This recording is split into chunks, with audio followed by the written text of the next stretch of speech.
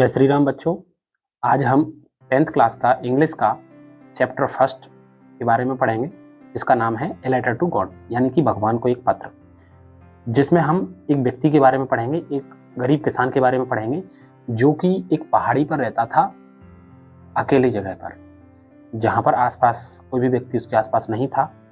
किसान थोड़ा सा पढ़ा लिखा हुआ था, सीधा साधा था, भगवान पर उसका पूरा विश्वास था। ठीक है, उसने भगवान से प्रार्थना की कि हे प्रभु, बारिश करवा दो, क्योंकि फसल मेरी पककर तैयार है। अब फसल के लिए केवल एक पानी की आवश्यकता है, एक पानी और बरस जाए तो मेरी फसल बहुत बहुत अच्छी हो जाएगी। और जब पानी भगवान से उसने प्रार्थना की और उसका विश्वास बहुत ज़्यादा दृढ़ था, तो पानी बरसने लगा। पानी जैसे ही बरसा तो पानी की बूंदें उसे गोल्ड कॉइन की तरह लग रही थी, सिक्कों की तरह लग रही थी। पानी नहीं बरस रहा है, ये सिक्के बरस रहे हैं। क्यों?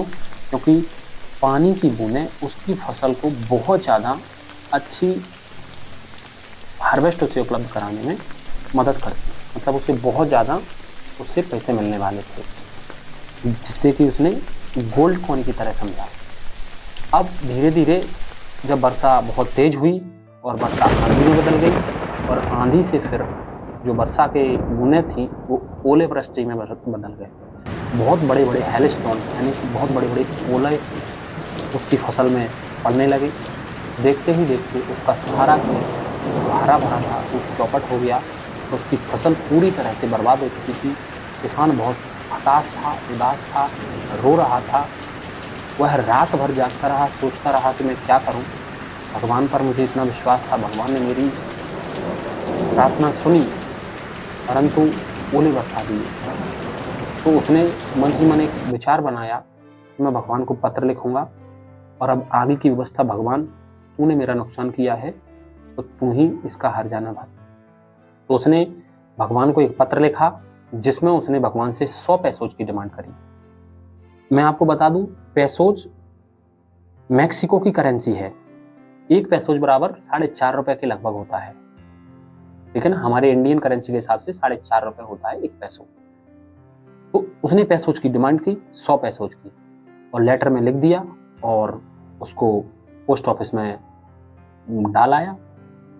जैसे पोस्टमैन ने उस पोस्ट को निकाला और डिलीवर करने के लिए उसने जैसे ही एड्रेस देखा तो उसमें भगवान का एड्रेस था। तो उसे अजीब सा लगा कि मैं किसके पास ले जाऊं। तो वो अपने अधिकारी यानी पोस्ट मास्टर के पास उसको लेकर पहुंचा। पोस्ट मास्टर बहुत जोर से हंसा उसको देखकर। हंसने के बाद पोस्ट मास्टर सीरियस हुआ। क्यों? क्योंकि भगवान पर उसका इतना दृढ़ संकल्प, इतना दृढ़ विश्वास था। उसको देखकर पोस्ट मास्टर सीरियस हुआ और उसने सोचा कि इसका विश्वास टूटना नहीं चाहिए। तो उसने उस पोस्ट ऑफिस के सारे एम्प्लॉय से बात की और उन एम्प्लॉय से बोला कि हम सभी क्यों ना इसकी मदद करके इसके पास पैसे भेजने की कोशिश करें, तो शायद इसका भगवान विश्वास बना रहे। तो सभी लोगों ने, पोस्टमैन ने और अन्य उसके कर्मचारियों ने, यहाँ तक कि पोस्ट मास्टर ने भी अपनी तरफ से कुछ पैसे जोड़े और उसको एनवेलप में बंद किया, और जो व्यक्ति था लेंचो, उसके एड्रेस पर उनको सेंड करने की बोल दिया, उनको भेजने की बोल दिया। पोस्टमैन जब लेंचो के पास पहुंचा वो लेकर, तो लेंचो को बिल्कुल भी आश्चर्य नहीं हुआ। उन्हें लग रहा था कि शायद, क्या उसे विश्वास था कि भगवान भेजेंगे ही भेजेंगे।